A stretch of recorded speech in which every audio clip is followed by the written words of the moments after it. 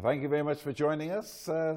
So what can this continent do to try to get people into the habit of traveling in their own continent before they go further afield?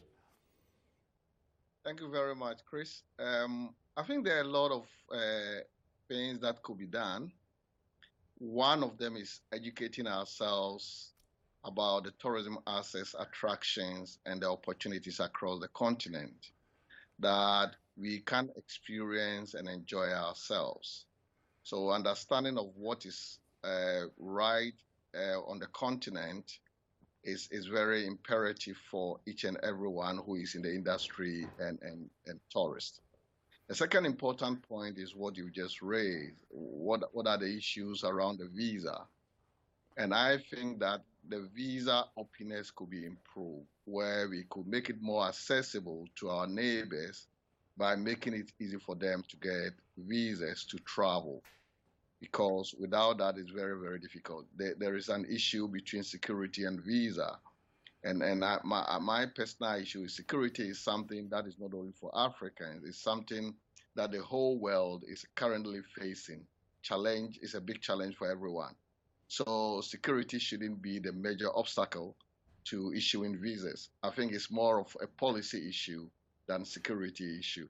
And I think engaging our policymakers will help us to get over that particular challenge. But sure, that's the great conundrum, isn't it? Unfortunately, wherever you go in the world these days, there's more and more checks, there's more and more paper you have to fill in.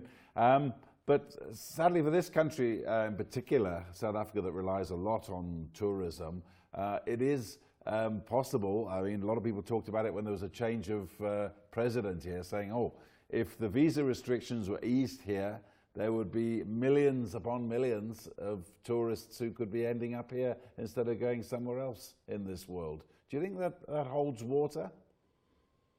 It does. It does. I think if you look at the rationale behind it, tourism is one of the only sectors in every economy that touches on almost every single sector.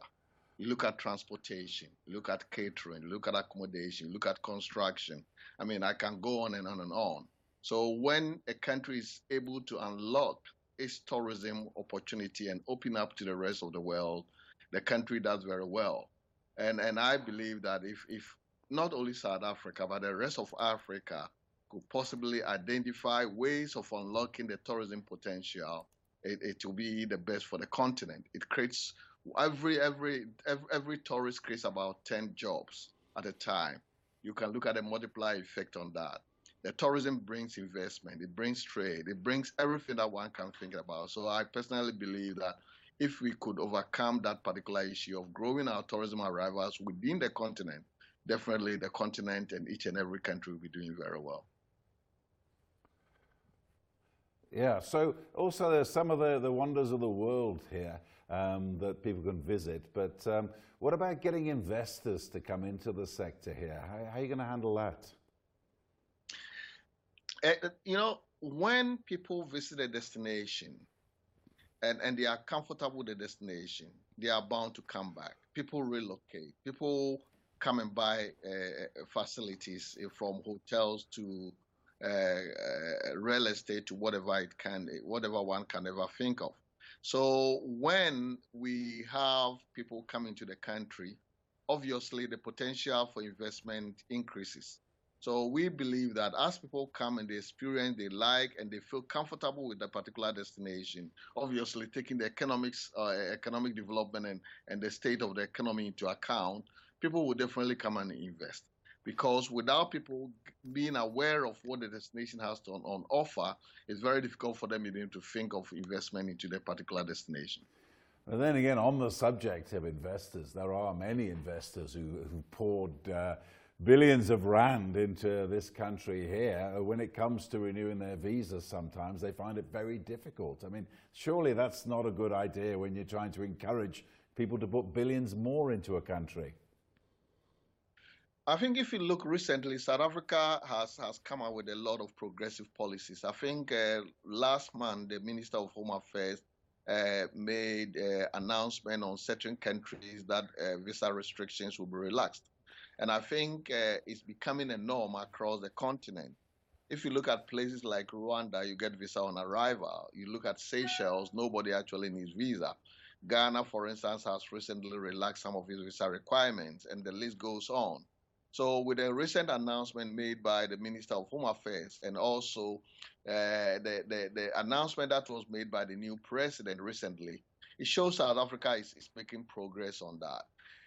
We all know Rome wasn't built in a night or in a day, whatever one may call it. But I mean, the slow progress that we are making will start gathering momentum. And I believe that with that, when we start seeing the benefit of the new policies that are in place, it will obviously help to augment whatever decisions that are being made to relax the visas further. So I believe that the little progress that have been made is creating very positive awareness about South Africa in particular and other African countries that are following the same route. And lastly, just staying with this investor visa issue, I mean, how many times do we hear at these talks about the economy recently that we should take politics out of the economy, we should leave it to function? I think often visa restrictions and difficulties over visa are based on political sort of ideas and conflict. Do you think it's the time to take it out and just think about how we can get investment to grow and build the economies of this country, of this continent? I personally don't agree.